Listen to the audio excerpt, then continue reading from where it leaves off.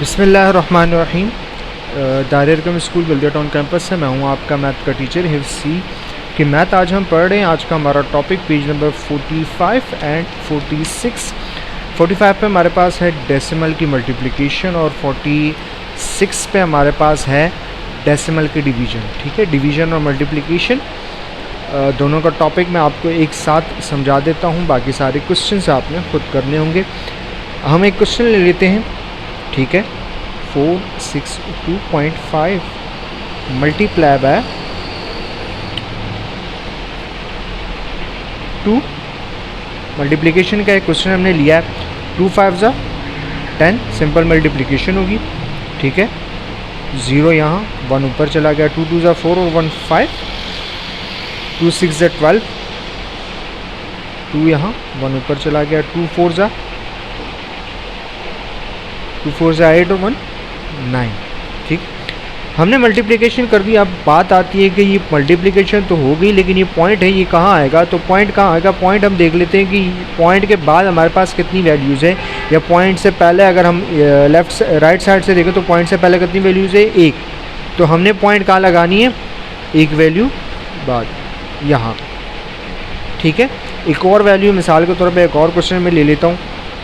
113.6 और इसको मैं मल्टीप्लाई करता हूँ 2.3 से।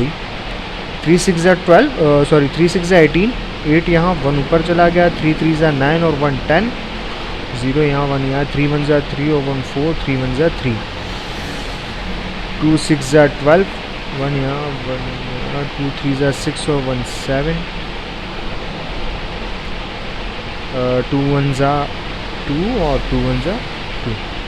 ये हमारे पास सिंपल मल्टीप्लिकेशन हो गई। 8 2 और 11, 1 यहाँ 1 यहाँ। 5 6 और 2। ये मल्टीप्लिकेशन हमने कर ली। डबल मल्टीप्लिकेशन हमारे पास थी, हमने कर ली। अब यहाँ भी ये सवाल ये आता है कि पॉइंट बचा, पॉइंट कहाँ ला है? तो पॉइंट का हमने देखना है। जैसे हमने ऊपर देखा था कि हमारे पास एक वैल्यू के बाद पॉइंट था, तो हमने एक वैल्यू के बाद पॉइंट लगा दिया। अब यहाँ हमारे पास पॉइंट कितनी वैल्यू बाद है? 1 और 2। 2 वैल्यूज़ के बाद पॉइंट है, तो हम क्या करेंगे? पॉइंट को 2 वैल्यूज़ के बाद लगाएंगे। कहाँ लगाएंगे? 2 वैल्यूज़ के बाद। अब 2 वैल्यूज़ हमने गिननी कहाँ से है? 2 वैल्यूज़ हमने गिननी है, 2 वैल्यूज़ हमने गिननी है राइट साइड से। अब जैसे ये है 1 2, तो हमने राइट साइड से गिनी 1 2। ये 2 वैल्यू छोड़ के हमने क्या लगा दिया? पॉइंट। तो मल्टीप्लिकेशन में पॉइंट की प्लेसिंग कहाँ होगी? जब हम मल्टीप्लिकेंट और मल्टीप्लायर के पॉइंट्स को देख लेंगे कि उनका पॉइंट्स या डेसिमल कहाँ है, उसी को काउंट करते हुए आपने उसके आंसर में भी डेसिमल को प्लेस करना है राइट साइड से काउंट करते हुए। अब अगर हम डिवीज़न की बात करें,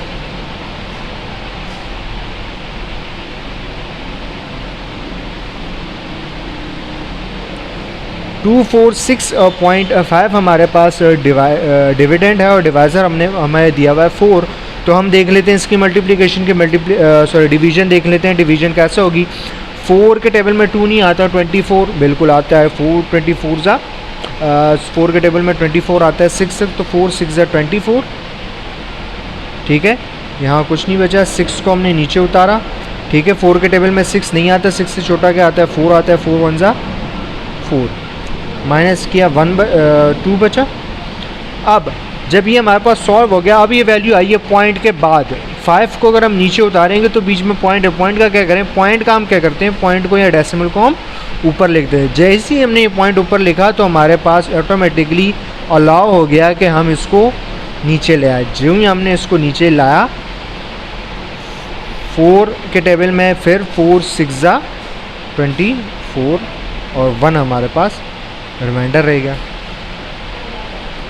ठीक है, तो मल्टीप्लिकेशन में हमने पॉइंट की प्लेसिंग कैसे की कि हम मल्टीप्लिकेंट और मल्टीप्लायर के डेसिमल को काउंट करके नीचे आंसर में भी, उसके प्रोडक्ट में भी हम पॉइंट्स प्लेस करते हैं। और डिवीज़न में हम क्या करते हैं? डिवीज़न में जहां आपके पास पॉइंट आ गया, तो पॉइंट के बाद वाली वैल्यू को नीचे उतारने के लिए आपने अपने क्वोशंट में जो है, यानी ऊपर जो आपका ये आंसर जिसको आप कहते हैं, उसमें आपने पॉइंट लगा के इस वैल्यू को नीचे उतारना है। ठीक है, अल्हम्दुलिल्लाह हमारा आज का लेक्चर कंप्लीट हुआ। आपने पेज नंबर 45 और 46 के तमाम क्वेश्चन करने हैं। इंशाअल्लाह हम मिलते हैं अगले लेक्चर में। अल्लाह हाफ़िज़।